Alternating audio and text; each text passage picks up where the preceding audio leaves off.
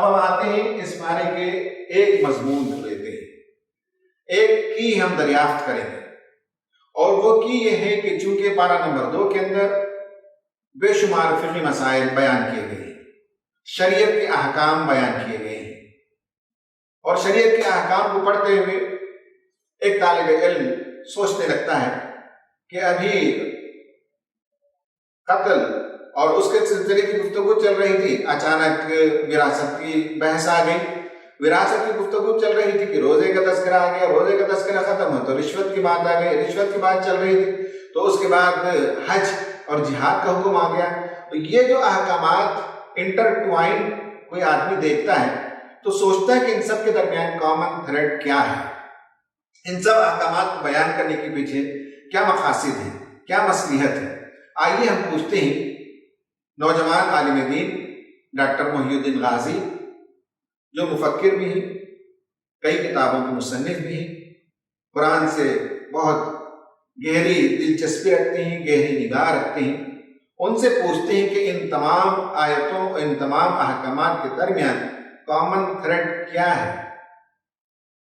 قرآن مجید کے دوسرے پارے کی خصوصیت یہ ہے کہ اس میں انسانی زندگی کی تمام بنیادی ضرورتوں کو ذکر کر دیا گیا ہے اور ان کے تعلق سے احکام دیے گئے ہیں، اور یہی اصل میں مقاصد شریعت ہے۔ مقاصد شریعت کا مطلب ہی یہی ہے کہ انسان کو اپنی زندگی میں واقعی کن چیزوں کی ضرورت ہے۔ شریعت انہی ضرورتوں کی تکمیل کے لیے آئی ہے، تو اس میں سب سے بنیادی ضرورت جو ہے وہ سب سے اونچا مرتبہ دین کا ہے، کیونکہ اسی کے لیے انسان کو گویا کہ پیدا کیا گیا ہے۔ تو دین کے جو بنیادی احکام ہیں، نماز، روزہ، زکوٰۃ، حج اور جہاد، ان کا تذکرہ جو ہے آپ کو اس پارے میں ملے گا، کسی کا اختصار کے ساتھ اور کسی کا تفصیل کے ساتھ۔ اسی طرح سے جو انسان کی زندگی کی جو ضرورت یہ ہے کہ اس کی جان کی حفاظت ہو، تو آپ کو اس کا بھی اس میں تذکرہ ملے گا، قصاص کے احکام ہیں اور بعض دیگر احکام ہیں۔ انسان کے مال کی حفاظت ہو تو اس کا بھی اس میں آپ کو تذکرہ ملے گا، وصیت اور رشوت سے ممانعت اور دوسروں کا مال کھانے سے ممانعت رشوت دے کر۔ اسی طرح سے انسان کی عقل کی حفاظت ہو، اس کے لیے آپ کو شراب کے سلسلے میں احکام ملیں گے۔ ایک تو یہ ضرورتیں ہو گئی، پھر انسان کی ایک ضرورت یہ ہے کہ اس کے جو تعلقات ہیں اس کے ماحول سے ان کی حفاظت ہو، وہ صحیح درست رہے، تو اس کے سلسلے میں آپ دیکھیے کہ طلاق کے احکام آپ کو ملیں گے، نکاح کے احکام ملیں گے۔ تو اس طرح سے ہم دیکھتے ہیں کہ جو انسان کی بنیادی ضرورتیں ہیں ان کی تکمیل کے لیے قرآن مجید میں احکام نازل کیے گئے ہیں، اور یہی اصل میں شریعت ہے، اور انہی بنیادی ضرورتوں کو پیش نظر رکھنا یہی مقاصد شریعت ہے۔ تو مقاصد شریعت کے سلسلے میں پورا ایک تصور آپ کو قرآن مجید کے دوسرے پارے میں مل سکتا ہے۔ اگر کوئی شخص پورے قرآن مجید کا مطالعہ نہیں کر کے صرف اس دوسرے پارے میں مقاصد شریعت کے نقطہ نظر سے قرآن مجید کا موقف جاننا چاہے، یعنی زندگی کی بنیادی ضرورتوں کے سلسلے میں قرآن مجید کا موقف جاننا چاہے، شریعت کا موقف جاننا چاہے، اس کو ہم مقاصد شریعت کہتے ہیں، تو اس کے سلسلے میں اس کو پورا تصور اس پارے میں مل جائے گا۔ تو یہ پارہ اس لحاظ سے بہت اہم ہے کہ اس میں وہ احکام نازل کیے گئے ہیں جن سے انسان کی بنیادی ضرورتوں کی تکمیل ہوتی ہے، یعنی مقاصد شریعت کا تصور دیا گیا ہے اور اس کا حصول ہوتا ہے۔ آپ نے محترم مولانا غازی صاحب کو سنا اور دیکھا کہ ان سب کے پیچھے مقاصد ہیں، مصلحت ہے، کوئی نہ کوئی وجہ ہے ان آیتوں کو بیان کرنے کے پیچھے۔ اس کو ہم کہتے ہیں مقاصد شریعت۔ مقاصد شریعت کہیں گے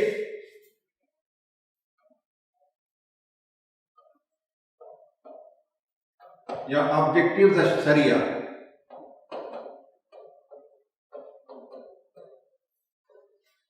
یہ ایک اہم موضوع ہے۔ قرآن میں جتنے مضامین شریعت سے متعلق آئے ہیں ان کے پیچھے ایک مصلحت ہے، ان کے پیچھے کچھ حکمتیں ہیں۔ یہ اور بات ہے کہ حکمتیں اور مصلحتیں سمجھ میں آئیں تبھی عمل ہوگا، ایسا نہیں ہے. شریعت کے قوانین اٹل ہیں. اللہ تعالیٰ کا فیصلہ اور اس کا دیا ہوا قانون قابل احترام اور عمل کرنا لازم ہے. اس کے بغیر دنیا اور آخرت کی بھلائی ممکن نہیں. یہ ہمارے ایمان کا سوال ہے کہ اللہ تعالیٰ نے جو احکامات دیے ہیں ان میں کھوج کھرید کیے بغیر سمجھ میں آئے یا نہ آئے ہر دو صورت میں ان پر عمل کرنا ایمان کا تقاضا ہے. یہ اور بات ہے کہ بعض وہ احکامات جو قرآن اور سنت میں بیان نہیں کیے گئے ہوں تو ان کی تخریج، ان کا استخراج وہ کیسے ڈیڈیوس کیا جاتا ہے، ان کو کیسے ڈیرائیو کیا جاتا ہے، یہ پورا سائنس ہے جسے مقاصد شریعت کہتے ہیں. ہمارے فقہا جتنے گزرے ہیں انہوں نے یہی کام کیا، جو قیاس کرتے تھے قرآن اور سنت کے علم پر مبنی نئے احکامات کو، نئی صورتوں کو، نئے چیلنجز کو کیسے جواب دیا جائے اسے تلاش کرنے کے لیے شریعت کا مقصد دریافت کرتے تھے اور ان مقاصد کی روشنی میں حالات کے لحاظ سے نئی رہنمائی کیا کرتے تھے. یہ فقہا کے زمانے سے چلا آ رہا ہے. شریعت کا اصل بنیادی مقصد اگر آپ دیکھیں گے تو وہ ہیومن سوسائٹی کی بلیسنگ ہے. ہیومن سوسائٹی یا انسانی سماج کو رحمت سے ہمکنار کرنا ہے. اس لیے قرآن میں دو الفاظ بار بار آئے ہیں، ایک ہے فلاح اور ایک ہے فوز. فلاح تقریباً 40 مرتبہ آیا ہے اور فوز تقریباً 29 ٹائمز قرآن میں آیا ہے. دونوں میں باریک فرق ہے. اس فرق میں گئے بغیر اسلام کا تقاضا یہ ہے کہ شریعت کے نتیجے میں سماج کے اندر بلیسنگ آئے، سماج کے اندر خوشحالی آئے، سماج کے اندر بہبودی آئے، سماج ہر لحاظ سے توانا ہو اور کسی کو کوئی تکلیف نہ ہو. اس لیے کہا جاتا ہے کہ شریعت کا جو مقصد ہے وہ جلب مصالح اور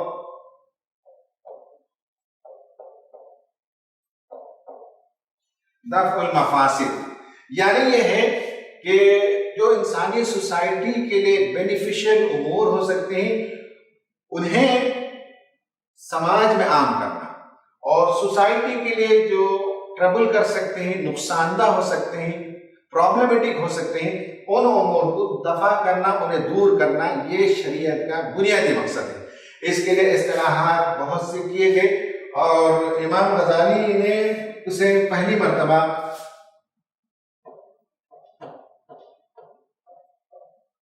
مقاصد شریعت کا نام دے کر انہوں نے 5 وہ چیزیں بیان کی جس سے پتہ چلتا ہے کہ ان کا تحفظ اور انہیں بچائے رکھنا، انہیں پروموٹ کرنا، ان کی فلاح بہبودی کے لیے کام کرنا شریعت کا مقصد ہے. جب آگے سلائیڈ میں ہم دیکھیں گے. اس کے بعد امام شاطبی نے اس پر کام کیا اور بہت سے علماء نے کام کیا. شاہ ولی اللہ محدث دہلوی نے کام کیا. ان علماء نے اس موضوع کو آگے بڑھایا.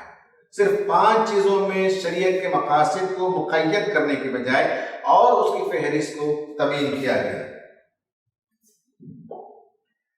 یہ سلائیڈ میں آپ دیکھ سکتے ہیں کہ امام غزالی رحمۃ اللہ علیہ نے اپنی کتاب میں مقاصد شریعت کے حوالے سے جو باتیں بیان کی ہیں وہ یہ 5 چیزوں کا تحفظ ہے. نمبر 1 یہ ہے کہ مال کا تحفظ. کوئی ایسا کام نہ ہو جس سے لوگوں کے مال لوٹ لیے جائیں، غلط طریقے سے ہڑپ کر لیے جائیں. مال کا تحفظ ہونا چاہیے. نمبر 2 یہ کہ نسل، پوسٹیریٹی، یعنی نسل کا تحفظ ہو. میاں بیوی دونوں کا رشتہ جائز رشتہ ہو اور اس سے جو نسل پیدا ہو، اس سے جو اولاد پیدا ہو، اس کے بارے میں یہ تعین ہو، بہت کلیئرٹی ہو کہ یہ فلاں کی نسل ہے. اس میں کوئی ایسا عمل جو گٹ مٹ کر دے جیسے کہ زنا ہے، اس لیے اسلام میں یہ سب حرام کیا گیا ہے کہ نسل کی حفاظت لازم ہے. مال کے سلسلے میں جوا یا سود یہ سب اس لیے حرمتیں آئیں کہ اس سے غریبوں کا مال لوٹ لیا جاتا ہے، کمزوروں کا مال ہڑپ کر لیا جاتا ہے. میراث کے مال کی تقسیم کے احکامات اس لیے آئے کہ تاکہ مال صحیح وارثوں تک پہنچ سکے. تو شریعت کے احکام میں آپ دیکھیں گے کہ یہ رننگ کامن تھریڈ ہے، وہ ہے مقاصد شریعت. اور عقل کی حفاظت ہو. انسان کا سب سے بڑا امتیاز، انسان کی جو سپریمیسی دیگر مخلوق پر حاصل ہے، وہ اس کی ریشنلٹی کی بنیاد پر ہے، اس کی عقل کی بنیاد پر ہے، اس کا جو کانشیسنس ہے، اس کی اویکننگ ہے. اگر یہ کانشیس اور اویئرنس ختم ہو جائے، شراب پینے کے نتیجے میں یا کوئی ڈرگ لینے کے نتیجے میں عقل متاثر ہو جائے تو پھر انسان نہیں رہتا بلکہ کسی اور سطح پر چلا جاتا ہے اور جانوروں اور درندوں جیسے بھی کام کرنے لگتا ہے بعض مرتبہ جب اس کی عقل معاف ہو جاتی ہے. اس لیے عقل کی حفاظت کرنا، اس لیے قرآن میں شراب کی حرمت اور دیگر منشیات کی حرمت کا تذکرہ آیا ہے. پھر اس کے بعد آپ دیکھتے ہیں کہ نمبر 4 پر دین کی حفاظت، دین پر چلنے کی آزادی ہو، دین کی حفاظت ہونی چاہیے، دین کو مشکوک نہ بنایا جائے، اس کے لیے جو اقدامات کیے جانے چاہیے شریعت میں اس کے احکام آئے ہیں۔ اور پھر جو ہے انسانی نفس، انسانی جان کا تحفظ ہو۔ قتل اس لیے اسلام میں حرام، سب سے بڑا گناہ ہے، تو انسانی جان کی حرمت، انسانی جان کو محفوظ رکھا جائے، یہ شریعت کے 5 اہم ترین مقاصد ہیں۔ میں نے جیسے بتایا کہ یہ 5 ہی نہیں بلکہ علماء نے اس کے بعد اس کی فہرست میں اور اضافہ کیا، اور آج کے دور جدید کے لحاظ سے اور بہت سے امور کا اضافہ کیا جا سکتا ہے، جس میں پیسفل لیونگ ہے، اور ضمیر کی آزادی ہے، اور غربت کا ازالہ ہے، ایکویٹیبل ڈسٹریبیوشن آف ویلتھ ہے۔ ایسے بہت سے امور کی طرف ہمارے اسکالرس نے، انٹلیکچوئلس نے نشاندہی کی جو مقاصد شریعت کے اندر آتے ہیں۔ اب آپ دیکھیے کہ اس پارے کے اندر آیتوں کے حوالے سے ہم نے بتایا ہے کہ دین کا تحفظ ہو، اس کے لیے بتایا گیا کہ فتنہ بالخصوص مدینے میں اسلامی ریاست پر جس طرح سے حملے کیا کرتے تھے تاکہ مسلمان دین سے برگشتہ ہو جائیں اور اپنے آبائی دین کی طرف پلٹ کر آئیں، اور جو صحابہ ایمان قبول کیے ان سے بڑی مخاصمت تھی مشرکین عرب کو، تو کہا وَقَاتِلُوهُمْ حَتَّى لَا تَكُونَ فِتْنَةٌ وَيَكُونَ الدِّينُ لِلَّهِ، ان سے لڑو یہاں تک کہ فتنہ ختم ہو جائے اور دین کا تحفظ ہو جائے، اور دین صرف اللہ تعالیٰ کا رہ جائے، خالصتاً اللہ کے دین کی پیروی کرنے کی آزادی انہیں رہے۔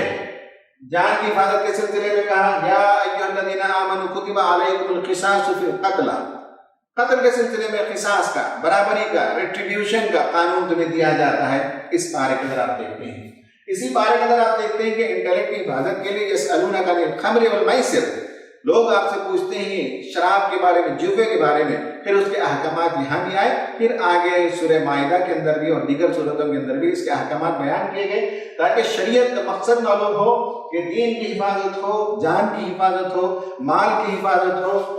4 نمبر پر نسل کی حفاظت ہے۔ اس بارے میں آپ دیکھتے ہیں کہ نسل کی حفاظت کے سلسلے کی بعض آیتیں آئی ہیں۔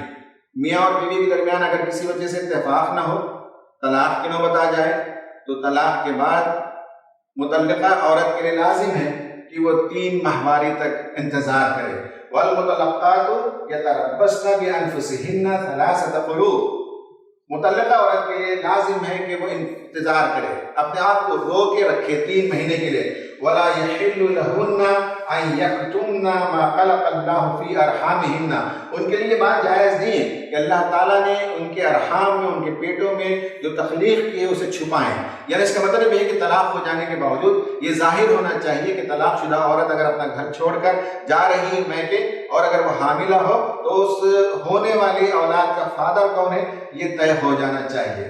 پھر اس کے بعد مال کی حفاظت کے سلسلے میں بھی بہت سی باتیں آئی ہیں۔ وَلَا تَأْكُلُوا أَمْوَالَكُمْ بَيْنَكُمْ بِالْبَاطِلِ، ایک دوسرے کا مال باطل طریقے سے نہ کھایا کرو۔ اس کی بے شمار شکلیں ہو سکتی ہیں۔ ایک دوسرے کا مال جو غلط طریقے سے کھائے جاتے ہیں، اس میں دھوکہ بھی ہے، اس میں فریب بھی ہے، اس میں کرپشن بھی ہے، اس کے اندر سود بھی ہے، اس کے اندر اور مختلف قسم کے جو دھوکہ دھڑی سے ایک دوسرے کا مال ہڑپ کر لیا جاتا ہے، ان سب کا تذکرہ ہے۔ یہ وہ 5 بنیادی باتیں ہیں جو امام غزالی کے فارمولے کے مطابق ہیں۔ اس کے علاوہ بھی مقاصد شریعت میں اور بہت سی باتیں شامل ہیں۔ اب آپ یہ دیکھ لیجیے کہ یہ جو بتایا گیا ہے کہ انیوگریشن آف ہیومن سیلف، یعنی ہیومن سیلف، انسانی نفس کو کن باتوں سے تقویت ملتی ہے، کن باتوں سے اس کی ترقی ہوتی ہے، یہ مقاصد شریعت لارجر کانٹیکس میں، یہ امام غزالی کے کانٹیکس سے اور زیادہ وائڈر کانٹیکس میں نے بتایا ہے۔ آپ دیکھ سکتے ہیں کہ پہلے تو یہ بتایا گیا کہ انسانی سماج میں ہر فرد کو عزت ہو، ہر فرد کی تکریم ہو، کوئی اعلیٰ، کوئی اشرف اور کوئی ارذل اور کوئی چھوٹا یہ نہیں ہونا چاہیے، اور مرد اور عورت ان کے درمیان بھی عزت اور تکریم میں کوئی فرق نہیں ہونی چاہیے۔ عزت ہو، تکریم ہو، بھائی چارگی ہو، اور سماجی برابری ہو، سوشل ایکویلٹی، قانون کی نگاہ میں سارے انسان برابر ہونے چاہیے، irrespective آف کاسٹ، کریڈ، کسی کی نسل، کسی کا مذہب، کسی کا طبقہ، یہ نہیں دیکھا جائے گا، بلکہ حکومت کی نگاہ میں سب انسان برابر ہونے چاہیے، عدل ملنا چاہیے، وقت پر عدل ملنا چاہیے، جسٹس ملنا چاہیے۔ اسپرچل اور مورل اپلفٹمنٹ یہ بہت ضروری ہے. آج کے پس منظر میں ویسٹ یہ سمجھتا ہے کہ انسانی سماج کو مضبوط کرنے کے لیے صرف یہ ہے کہ میٹیریل ویل بینگ اور اکنامک ڈیولپمنٹ ہو جائے تو انسانی سماج خوشحال ہو جائے گا. اسلام کا نقطہ نظر یہ ہے کہ یہ جو میٹیریل ویل بینگ ہے اور اکنامک ڈیولپمنٹ ہے یہ کسی حد تک انسانی سماج کو فائدہ دیتا ہے, لیکن اس سماج کے اندر اگر آپ مان لیں کہ وہاں اسپرچل اور مورل ڈکلائن ہو, روحانی زوال ہو, اخلاق باختگی ہو, بے حیائی ہو, عریانیت ہو اور ہر قسم کی گندگی ہو, تو اس کے نتیجے میں انسانی نفس, انسانی جان, انسانی زندگی اسٹرینتھن نہیں ہوگی, اس کی فلاح و بہبودی ممکن نہیں ہے. تو اسلام اس جگہ ویسٹ سے تصور سے ڈفر کرتا ہے کہ صرف مادی ترقی نہیں چاہیے بلکہ روحانی ترقی بھی چاہیے, اور حالات اور ماحول ایسے پیدا کیے جانے چاہیے. پھر زندگی کا تحفظ ہونا چاہیے اور ڈگنیٹی کا اور آنر کا تحفظ ہونا چاہیے. فریڈم ہو, ہر انسان کو آزادی ہو, مذہب کے معاملے میں بالخصوص آزادی ہو کہ سوچے سمجھے, جس مذہب کو چاہے قبول کرے, جس مذہب پر چاہے عمل کرے. مذہب کے معاملے میں لا اکراہ فی الدین قرآن کا تصور ہے. تعلیم سب کو ملے, تعلیم کے لیے آسانیاں پیدا ہو اور اچھی حکومت ہو. یہ سب جو ہے آپ دیکھیں گے کہ اسلامی شریعت اور اسلام کا مزاج ہے. اور جتنے احکام اسلام نے بیان کی, جو میں نے کہا کہ بلیسنگ چاہتا ہے, پوری سوسائٹی پر بلیسنگ چاہتا ہے, اسلام ہی نہیں بلکہ اسلام کے علاوہ بھی ہر زمانے میں جو اچھے لوگ تھے, خیر پسند تھے, عدل پسند تھے, ان کا یہی خیال تھا کہ سماج کو ان بنیادوں پر, ان خطوط پر استوار کرنا چاہیے. انسان کی ضروریات کی تکمیل ہونی چاہیے, کوئی آدمی بھوکا نہ رہے, کوئی پیاسا نہ رہے, کوئی ننگا نہ رہے اور کوئی بے چھت کے نہ رہے, بے سہارا نہ رہے. یہ بنیادی ضرورت ہے. ہر ایک کو اس کے لیے روزگار ملے, امپلائمنٹ ملے اور ویلتھ کا اور انکم کا ایکویٹیبل ڈسٹریبیوشن ہونا چاہیے. جب بجٹ بنتا ہو تو سماج کے سب طبقوں کے لیے اس میں پروویژن ہونا چاہیے. کہیں ایسا نہیں بننا چاہیے کہ دولت مند ہی فائدہ اٹھا لیں اور غریبوں کے حصے کچھ نہ آئے. یہ سب جو ہے انسانی سماج کے لیے مفید نہیں ہے. اسی طرح سے شادی ہونی چاہیے سماج میں, اور شادی کے ذریعے سے نسلوں کا تحفظ ہوتا ہے. شادی کے ذریعے سے جنسی بے رحمی ختم ہوتی ہے. تو سماج کے اندر ایسے کوئی کام نہ ہو جس سے شادی سے نفرت ہو, شادی سے دوریاں پیدا ہونے کی بجائے شادی کے قریب لوگ آئیں. فیملی ہو, سوشل سولیڈیرٹی ہو, اور کرائمز نہیں ہونے چاہیے سماج کے اندر, اور مینٹل پیس اور ہیپینس. یہ ساری چیزیں جب ہوں گی تو آپ دیکھ سکتے ہیں کہ نسل کی حفاظت ہوگی, آپ دیکھ سکتے ہیں کہ اس میں عقل کی حفاظت ہوگی, مال کی حفاظت ہوگی. یہ سب ہونے کے بعد انسان کا دین محفوظ ہوتا ہے. دین کی حفاظت کے لیے عقل کی حفاظت, دین کی حفاظت کے لیے نسل کی حفاظت, دین کی حفاظت کے لیے مال کی حفاظت, اور ان سب چیزوں کی حفاظت سے انسانی جان کی حفاظت ہوتی ہے. انسانی جان ترقی کرتی ہے, انسانی معاشرہ خوشحالی سے مالا مال ہوتا ہے. یہ وائڈر پرسپیکٹو میں مقاصد شریعت ہیں جنہیں آج کے نوجوانوں کو سمجھنا چاہیے اور آج کے لحاظ سے اس موضوع کو آگے بڑھانا چاہیے, غور و فکر کرنا چاہیے. اس مضمون کو ختم کرنے سے پہلے آئیے ڈاکٹر جاسر عودہ کو سنتے ہیں. ڈاکٹر جاسر عودہ اسلامی شریعت کے بڑے ماہر, بڑے اسکالر اور جانے مانے پروفیسر ہیں. مقاصد شریعت ان کا موضوع ہے. وہ کئی کتابوں کے مصنف ہیں اور علمی سطح کے جرنلز میں آپ کے آرٹیکل شائع ہوتے رہتے ہیں. بسم الله الرحمن الرحيم. Maqasid is an Arabic word that means the objectives, the purpose, the end, the principle. In French that would be finalité. In German that would be like Zweck. In Greek would be telos. Like it's something that has to do with the meaning and the objective of the Shariah. So maqasid al-Shariah are the objectives of the Shariah. They are in daily language the answer of the question of why. Oftentimes we do not ask why, we ask what and we ask how, and we ask when and where. So we focus on the when and where and the what and the how, but we do not focus on the why. Once we think in terms of why, then we take our thinking about the Sharia to the higher level of akhlaq, of ethics and morals, the higher level of principles. And these why theories of the Sharia, scholars had put a number of theories over the centuries. They range from meanings like justice and equality and common good and facilitation, etc., to the famous theory of the preservation of mind and soul and so forth. The question of why is a question that is very important to ask, because if I deal with Islam as traffic lights, I stop in front of the red and I go with the green, and I don't ask why the traffic light, that is a problem, because sometimes the traffic light thinking is not enough. Sometimes you go to a different country and the lights are not green or red, they are different colors. So how are you going to deal with that if you don't understand that red is for the stopping and green is for the going? Sometimes you are a driver of an ambulance and you need to go through the red light in order to save a life, for example. We need to understand why in order to have the spirit of stopping in front of the traffic light. So yes, Islam is a number of rules that we follow, but once we ask, why is this the case? Why am I forbidden to do that? Why am I obliged to do that? And then I do what I have to do with a good spirit and with a motivation to please Allah subhanahu wa ta'ala with awareness and consciousness. We have a problem sometimes in our Islamic thought and Islamic thinking that we do not ask why, we just follow blindly. And sometimes we follow opinions that are wrong. And because we didn't ask why, the opinion didn't make sense, but we followed it anyway, and it causes damage and it causes harm. And the Sharia is not here to cause damage or harm. The Sharia is a way of life that Allah subhanahu wa ta'ala had sent. Shariah, another Arabic word that means an Islamic way of life that is divine, that is divinely prescribed by Allah subhanahu wa ta'ala. But al-fiqh, which is the law, is something that we understand from the Sharia. So the fiqh is human, but the Sharia is divine. The Sharia is complete and the Sharia is perfect.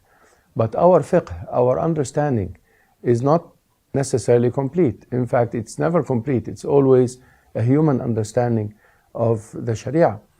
Fiqh could be right and could be wrong. And fiqh could change with the change of time. And that is why maqasid al-Sharia are very important, because maqasid al-Sharia tell us the fiqh that is right from the fiqh that is wrong, and tell us why and how we could change fiqh with the change of time. So how do you judge if the fiqh is right or wrong? By going back to maqasid al-Sharia. Ibn al-Qayyim, one of the great scholars of Islam, said that Sharia is all about justice, mercy, wisdom, and common good. So they call them the four principles in that knowledge of maqasid sharia. Wisdom, mercy, common good, and justice. Then he said every opinion that takes sharia from being about justice to being about injustice, then it is not sharia, even if somebody claims for it to be sharia according to an interpretation. So this gives us a criteria on judging the right interpretation from the wrong interpretation. The Quran is always correct. The Quran is the word of Allah subhanahu wa ta'ala. But the interpretation is not always correct. Sometimes you have a correct interpretation and sometimes you have an incorrect interpretation. If the interpretation is compatible with maqasid al-Sharia of justice and common good and wisdom and mercy, then it is a correct interpretation. And if it is not compatible with these higher values and principles of Islam, then it is a wrong interpretation. And that is how we can live Islam in today's world with the change of circumstances and the emergence of many, many new opinions. That's how we can judge the right opinions from the wrong opinions. And that is why it is a very important topic that I urge everybody to read.